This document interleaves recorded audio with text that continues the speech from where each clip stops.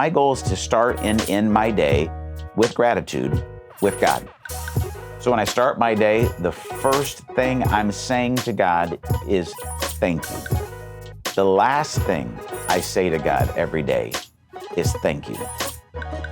And honestly, for me, it starts really small. And you think, oh, how do I, Daron, this isn't natural. I know I can continue to be a little bit ungrateful. And well, here's what my gratitude a lot of times sounds like.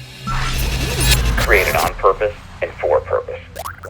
Hey, welcome back to another episode of the Daron Earlywine podcast. And let me be the first, second, 12th person to say happy Thanksgiving season, because I realize how the dates are working out. You had Thanksgiving lunch, dinner, celebratory times last week. But hey, you're feeling the effects.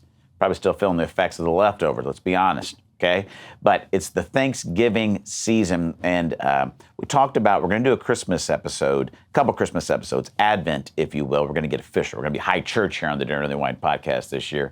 But I talked to Coop, talked to the team. I said, listen, we got to do a Thanksgiving episode, even if it's after Thanksgiving, because that's how passionate I am about turkey. No, not about turkey. It's because that's how passionate I am about gratitude, about thankfulness, and we're going to dig into that today.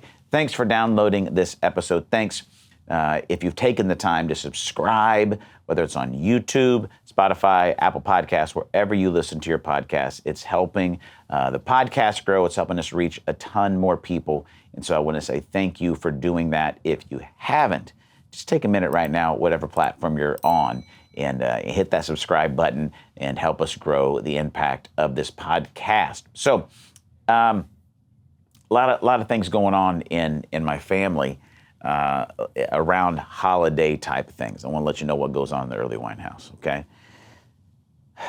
Top two holidays for the Earlywine family, Christmas and 4th of July. We love them. Love them. Christmas number one, 4th of July number two. At the bottom of the barrel for us, Halloween. Don't like it, okay? Don't like the evil stuff. Don't like the scary stuff. Love the candy.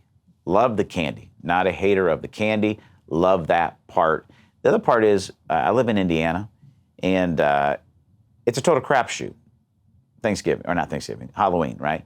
It could be 77 degrees, sunny, greatest time ever. This year, no, snowed. What are you talking about? It's October 31st. Snow? Like, no with the snow. If you ever wanted to know if Halloween was an evil devil holiday, right there. Snowing in October, garbage. See you later. Don't want to have it. Anyway, here's what happens in the Earlywine house. November 1st, the day after Halloween. For some people, it's just a new month. It's just November, right? It's the month you listen to November Rain, right, by Guns N' Roses over and over again, just to get nice and sad and depressed about the fact that the grays and the rain are coming. It's not how it happens in our house.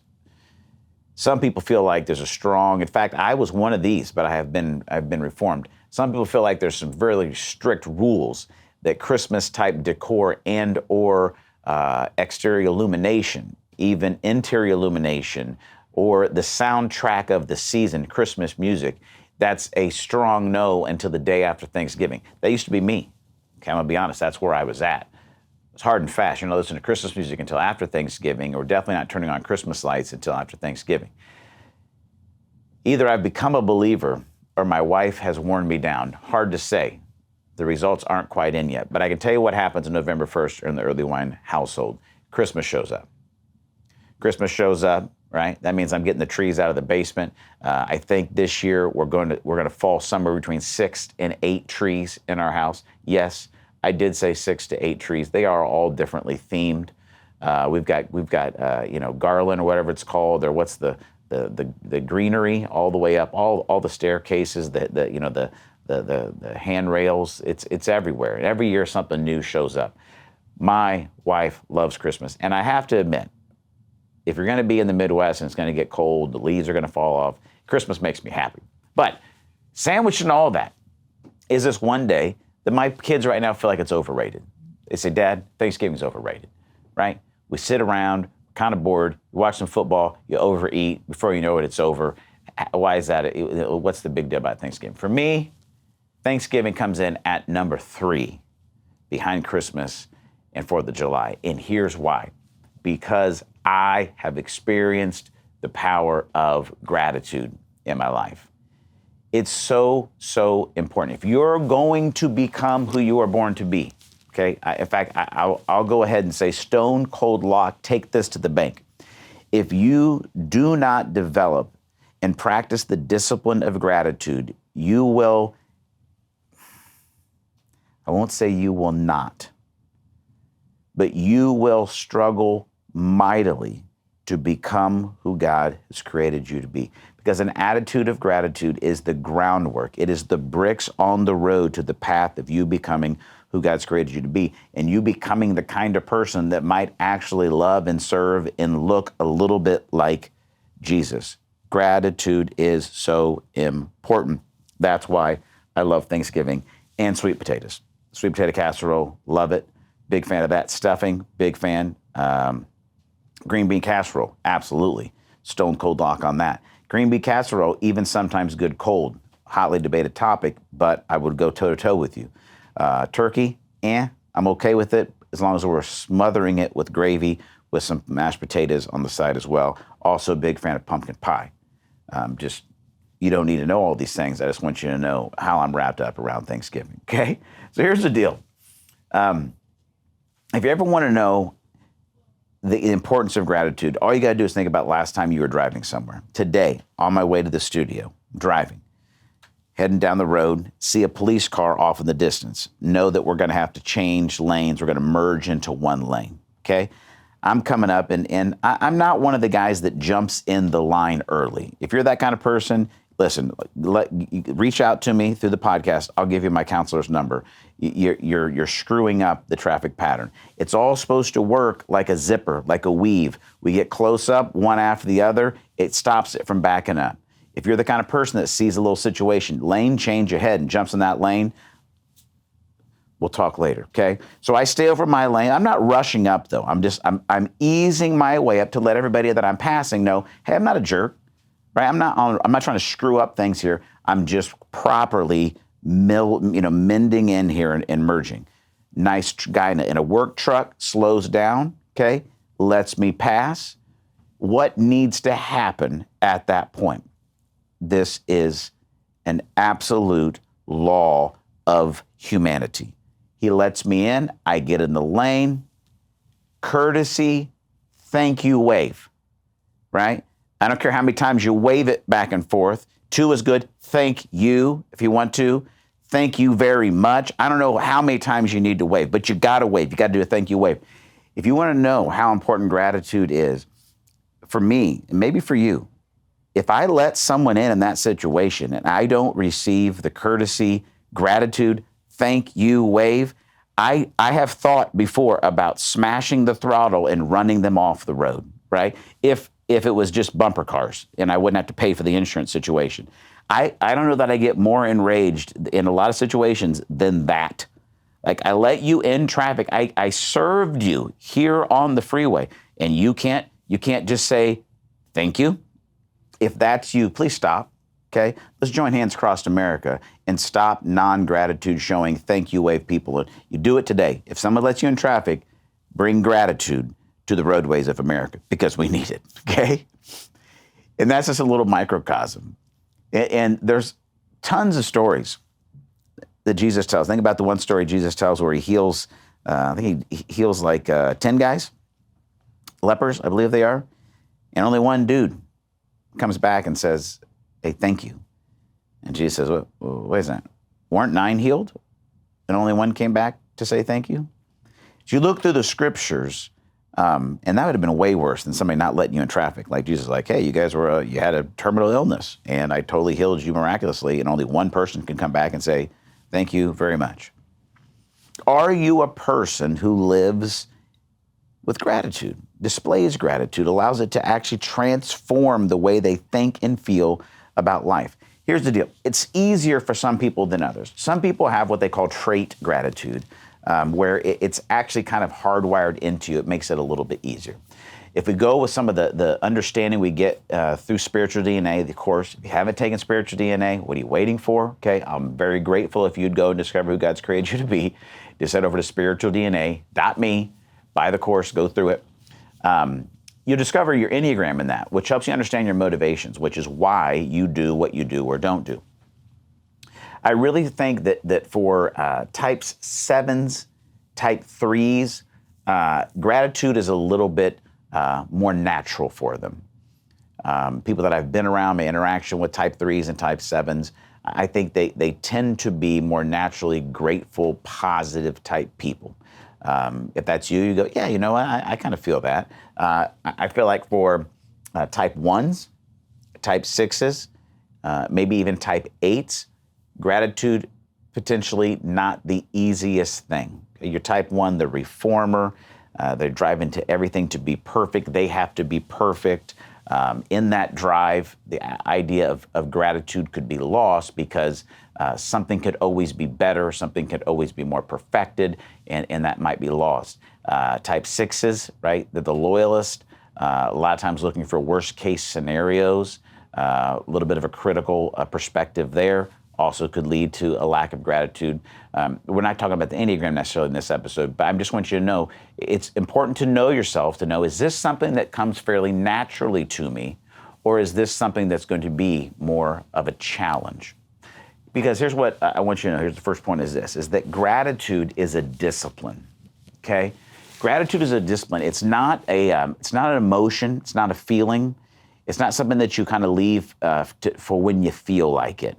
You know, when I'm feeling grateful, I'm gonna be grateful. When I'm feeling thankful for something, when that emotion hits me, then I'll extend gratitude, whether it's to God or to people, maybe even to myself.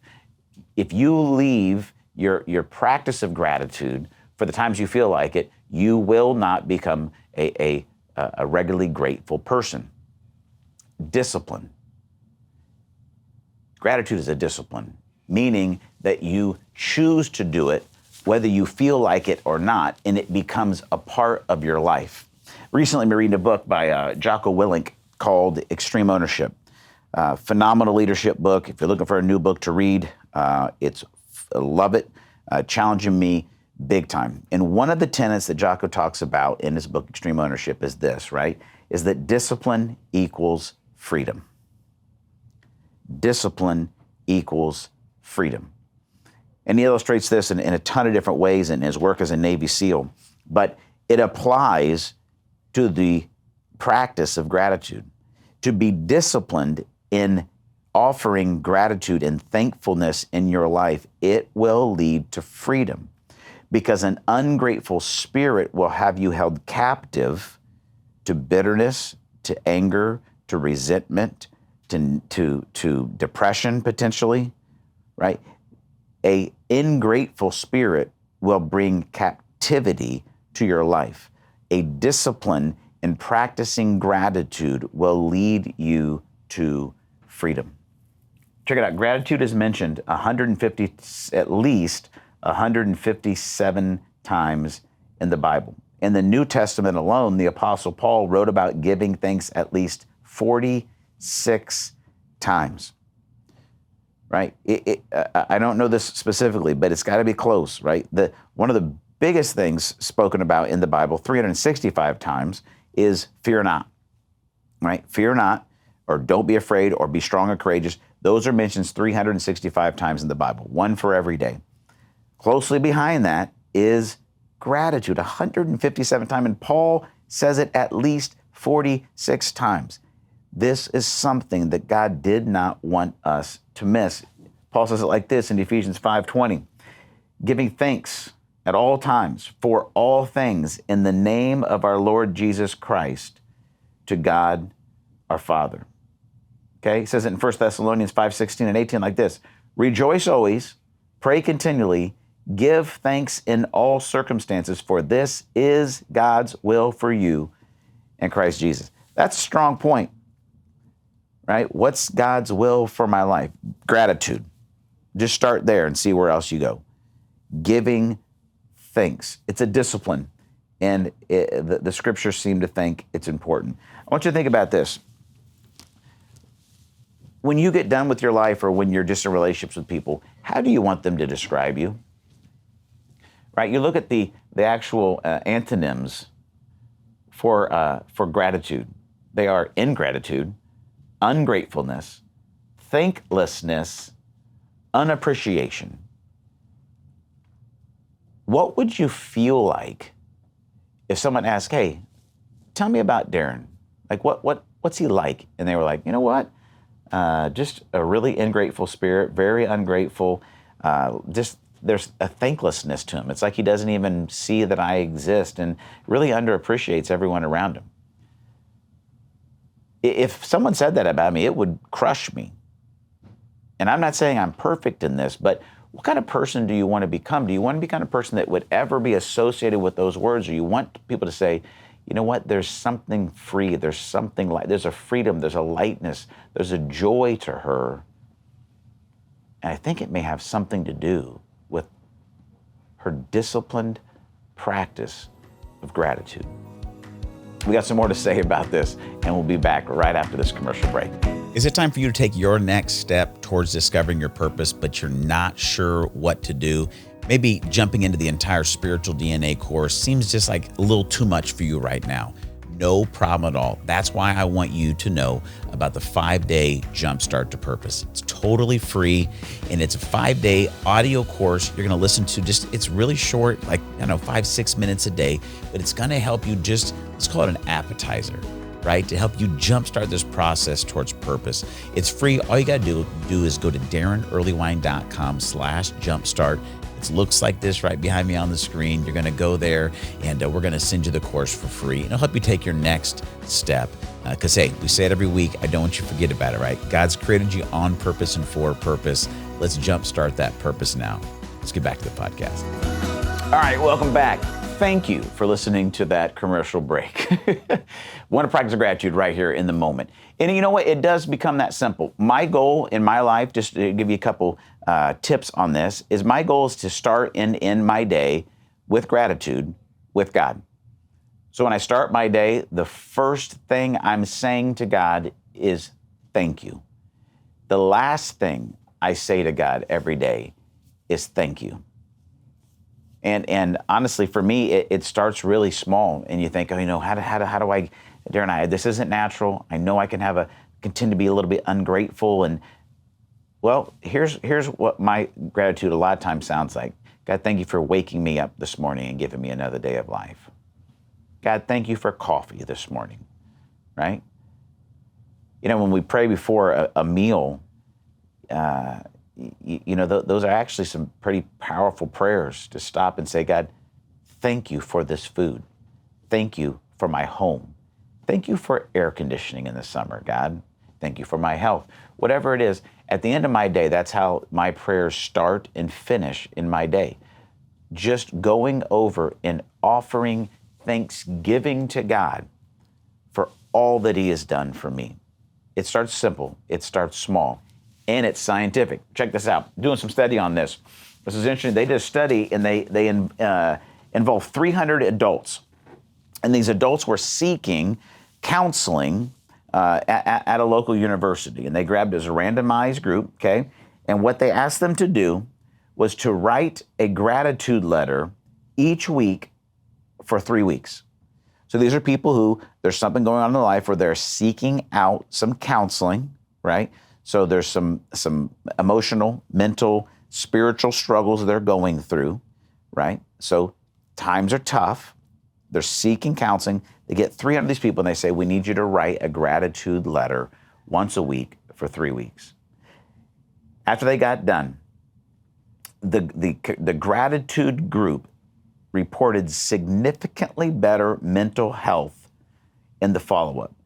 12 weeks after the last writing exercise, another type of written gratitude practice was done where they counted blessings.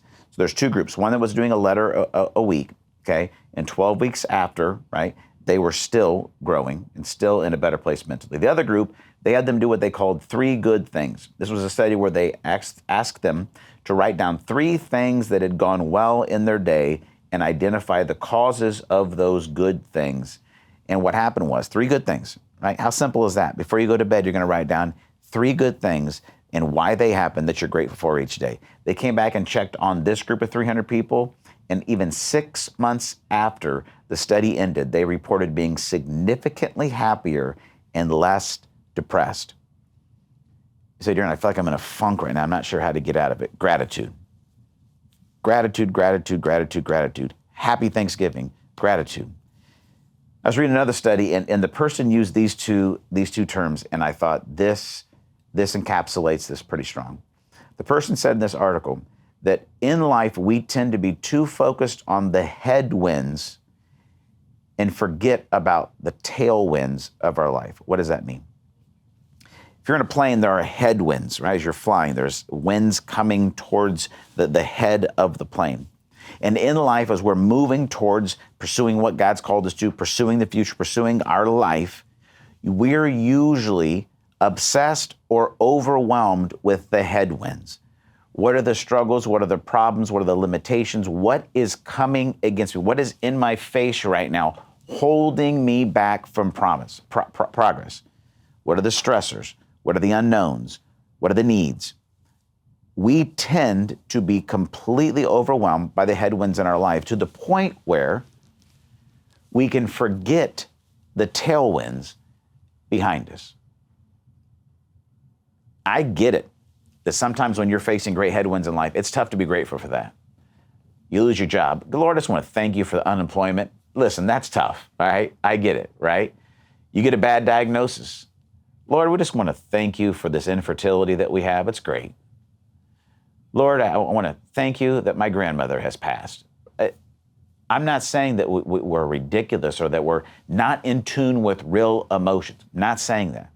What I'm saying is in our relationship with Jesus, when we get too distracted and too obsessed with the headwinds, we don't look back at the tailwinds, which is what is the momentum that got us to this moment? What are the winds that have kept us in the air on this whole trip to bring us to where we are today? And that is why throughout the Bible, again and again and again, we are told to remember the Lord. Remember the Lord in his faithfulness. Remember and give thanks to God, give praise to God, for his love endures forever, right? We have all of these scriptures littering the entire Bible telling us to do that. Why? Because it's as we look back at the tailwinds of our life and we see, you know what, I've got some headwinds right here that are challenging. But as I look back, you know what? God was faithful then and God was faithful then. God, thank you for your faithfulness. I step into the challenge I have right now with gratitude, a heart full of gratitude for the challenges that are ahead of me because I've seen your faithfulness and I remember how faithful you are. That's how gratitude fortifies and strengthens you for what's ahead. Okay? Let's go back to the science. They did a research project, and they actually looked at people that were more naturally grateful and practiced gratitude than those that were not. In one study, a group of college students, they wrote things they were grateful for once per week for 10 weeks. So once a week, they just wrote down another thing, like a letter of gratitude, once a week for 10 weeks. Check this out. They reported fewer physical symptoms such as headaches, shortness of breath, sore muscles, and nausea. Their actual physical health was renewed and strengthened by practicing gratitude as a discipline once a week for 10 weeks. There's science behind it. And I think it could be said like this, and I'm stealing this phrase from Erwin McManus. I always talk about Erwin, my favorite pastor, my favorite author. In his new book, Mind Shift, Erwin breaks down the understanding of this, is that often a sick soul will create a sick mind. And I think a ton of this has to do with gratitude.